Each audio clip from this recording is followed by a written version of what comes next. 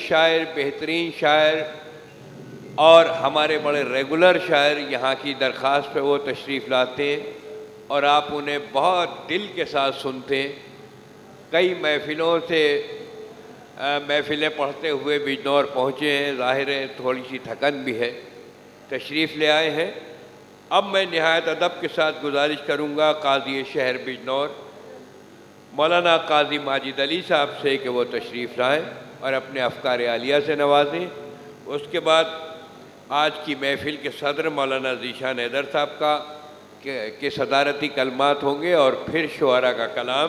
तो मैं अब गुजारिश कर रहा हूँ मौलाना काजी माजिद अली साहब काजी शहर बिजनौर तशरीफ़ लाएँ और हमें अपने अफ़कार आलिया से मौलाए कायनात की इल्मी शख्सियत से, मौला के किरदार से, मौला की बसीरत से, मौला की बलागत से, मौला की हिकमत से, मौला की इमामत से, मौला के करम से हमें आशना कराएं।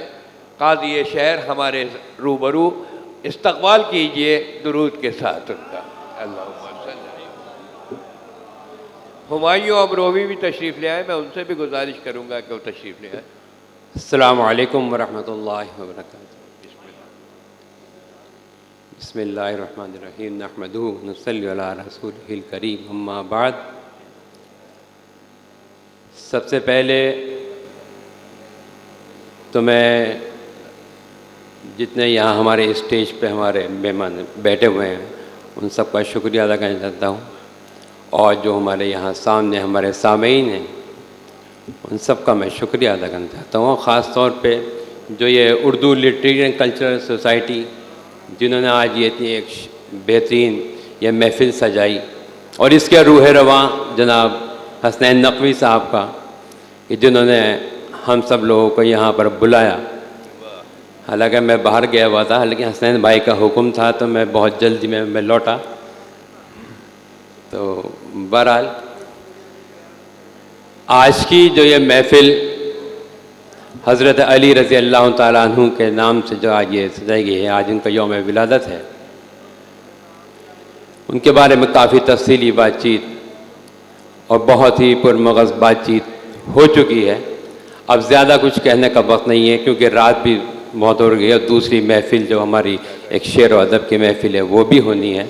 मैं सिर्फ 2-3 बातें कह के अपनी बात में ख़त्म करता हूँ कि हज़रत अली रज़ियल्लाहु ताला अन्हु की जो शख्सियत थी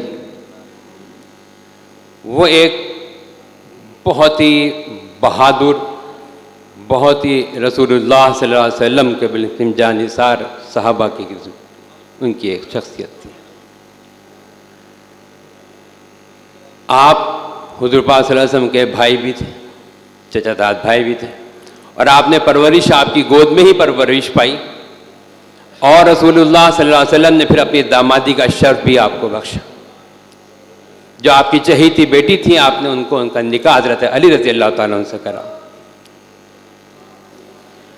हुज़ूर पाक सल्लल्लाहु अलैहि वसल्लम की पूरी ज़िंदगी में आप हज़रत अली उनके शाना बशाना तरीके से उनके साथ रहे। और जो मुझे याद आ रहा है तो शब हिजरत का जो वाक़या है कि आप हुज़ूर पाक सल्लल्लाहु अलैहि वसल्लम और हज़रत अली एक ही घर में कमरे में मौजूद। रसूलुल्लाह सल्लल्लाहु अलैहि वसल्लम ने हज़रत अली से फरमाया कि मुझे अल्लाह ताला ने हिजरत का हुक्म दिया,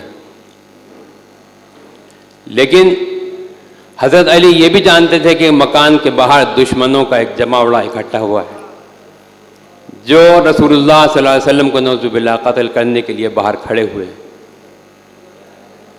रसूलुल्लाह सल्लल्लाहु अलैहि वसल्लम ने हज़रत अली से फरमाया कि अली आज रात तुम मेरे बिस्तर में सो जाना, मेरा कंबल ओढ़ लेना, अल्लाह के हुक्म से तुम्हें कोई नुकसान नहीं पहुंचेगा।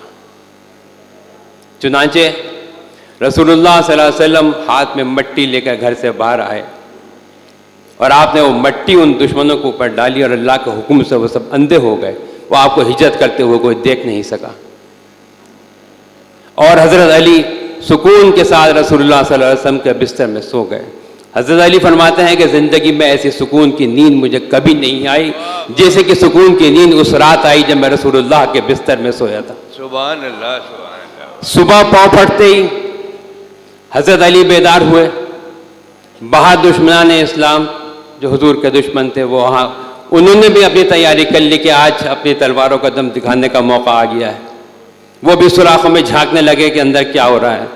लेकिन जब देखते हैं कि बिस्तर से उठने वाले नबी नहीं हैं, कौन हैं, देखा तो ये थे हज़रत अली रज़ी अल्लाह ताला। वाह वाह वाह। बहरहाल वो किस्सा बहुत तवील है, मैं आपके सिर्फ बहादुरी के वाक़या सुनाता हूँ। याद कीजिए जंग खैबर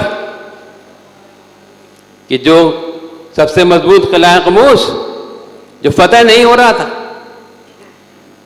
सुबह को लश्कर जाता है, शाम को लौट के आता है, किला फतेह नहीं हो रहा। रसूलुल्लाह सल्लल्लाहु अलैहि वसल्लम ने कहा कि कल को मैं अपने ऐसे साहबी को भेजूंगा, ऐसे आदमी को भेजूंगा कि जिसको अल्लाह और उसका रसूल पसंद करता है और वो अल्लाह और रसूल के पसंद को पसंद करता है। तो तमाम साहबा के अंदर होड़ लग गई है, वो अपनी सोचने लगे कि काश हमारा नाम आ जाए।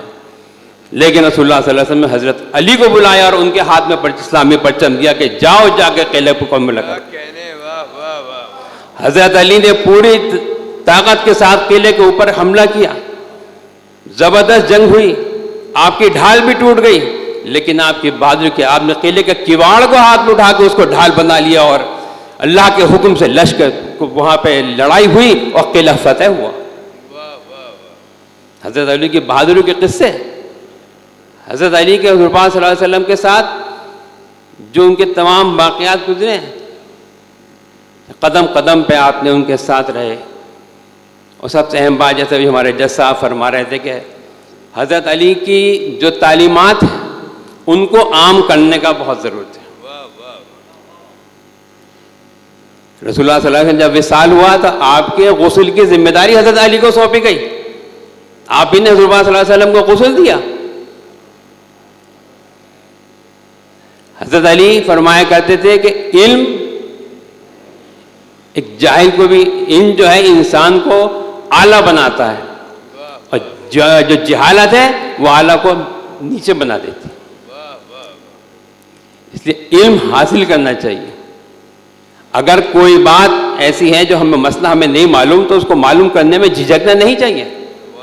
और अगर कोई हमसे कोई ऐसा मसला मालूम कर रहा है कि हमें नहीं मालूम तो कहने के अल्लाह बेहतर जानता है, मुझे नहीं मालूम। किसी को कभी गलत बात मत बताओ, जो मालूम हो, सही इल्म हो वो फैलाओ, गलत बात कभी मत फैलाओ। जैसा बिल्कुल हज़रत अली का यही कौल है। हज़रत अली फरमाया करते कि एहसान करके तुम किसी आज़ाद को भी अपना गुलाम बना सकते हो।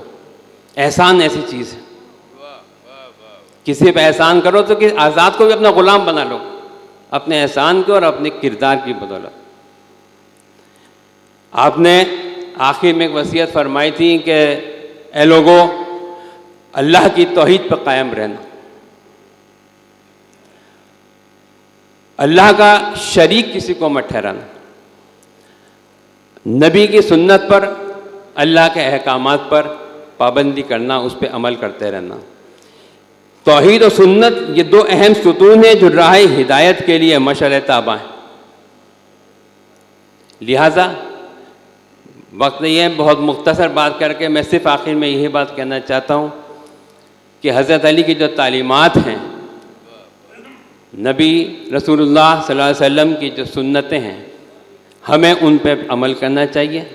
जितनी ज़िंदगी हमारी अगर आज अभी तक गुज़र गई, बेशऊरी में गुज़र गई, जितने दिन हमारी ज़िंदगी के अभी बाकी हैं, दुआ करें अल्लाह ताला हम सबको उस पर, नबी की सुन्नतों पर, अल्लाह ताला के अहकामात पर, नबी की सुन्नतों पर अमल करने की तौफ़ीक़ अता फ़रमाए और जो हमसे गलतियाँ या कोताहियाँ हुई उनको माफ़ फरमाएँ और आने वाली ज़िंदगी को हमें अल्लाह ताला राह हिदायत पे चलने की तौफ़ीक़ अता फ़रमाए। इसी पे अपनी बात ख़त्म करता हूँ। व आखिरुद्दावाना अल्हम्दुलिल्लाहि रब्बिल आलमीन।